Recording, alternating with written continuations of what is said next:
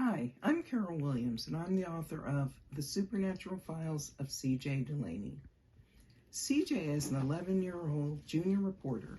She's working at her grandmother's newspaper for the summer, and she's determined to get the big scoop.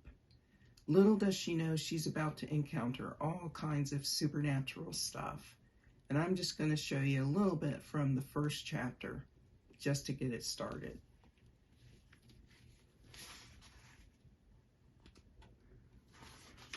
Finally, something scoopy.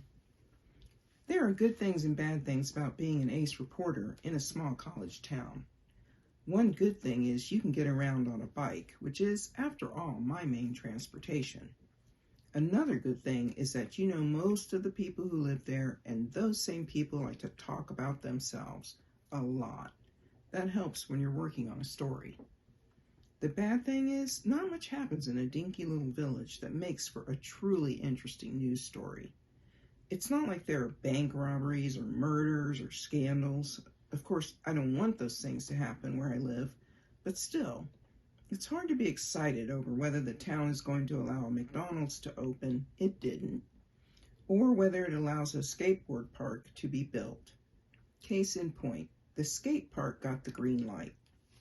That's why, on a boiling hot summer day, I was standing in a crowd at the skate park's grand opening, just across the street from the town's college campus. I knew a few kids from school who liked to skateboard, but this was bananas. When I talked to one of the guys who'd organized the event, he said skateboarders from all over Southwest and Central Ohio were there. It sure seemed like a big deal, just not to me. I mean, it would be if it involved something like rival gangs turning the park into a battlefield, but that was definitely not the case here. As I stood in the middle of a swarm of skater boys and girls, I felt a tap on my shoulder. Something slimy remained on my bare skin in the same spot. I whirled around to see my best friend Parker holding 2 rapidly melting ice cream cones. "Here you go, CJ, he mumbled through a mouthful of moose tracks. He held out a cone to me. "Ugh, dude," I said, swiping at my shoulder. "Why ice cream? It's 1,000,000,000 degrees out here." "I like ice cream," he said in his matter-of-fact way. I took the cone and a soggy napkin and started licking like my life depended on it. As soon as I got the major disaster down to a minor mess, I could talk. "We might as well leave," I sighed. "There's no point staying here. I mean, it's a skate park opening. Big deal. I talked to the organizers, and now I'll write a bunch of blah blah, turn it in, and go on to the next story. I sure hope it's more exciting than this one." Parker wiped his free hand on the front of his shirt. "Your dedication to your craft is truly inspiring," he said. "Thanks."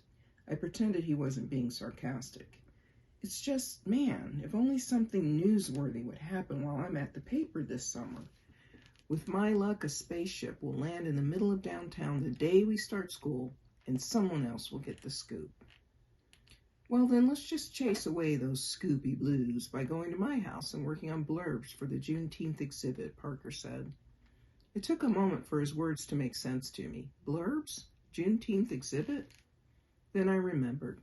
Parker's photos were going to be part of Galahad's Juneteenth celebration. "Oh, yeah," I said, hoping I didn't sound as unenthusiastic as I felt. Not that I wasn't honored that my best friend wanted me to write the descriptions to go along with his photos. It was just that it couldn't make up for the boring stuff I was going to have to write about the skate park later that day. Parker's voice took on a wheedling tone. "Come on," he said. "You like doing research. You like writing. It's the perfect combination to help a brother out with his photo exhibit." I was just about to say, "Yeah, might as well," when a scream tore through the air, so loud and piercing I could even hear it above the crowd sounds. Had the journalism gods heard me and caused something scoopy to happen? I sure wasn't going to wait to find out. "Sorry, Park, but the blurbs are going to have to wait," I practically shouted with joy. Parker shrugged. He was used to my mood changing from "I'll never have anything good to write" to "A story's poppin', let's go." I threw my cone in the nearest trash can and started running in the direction of the scream. Parker trotted close behind me, licking ice cream off one of his arms. You'll have to read the rest of the first chapter and the book to find out all the rest of the supernatural adventures CJ encounters. Thank you.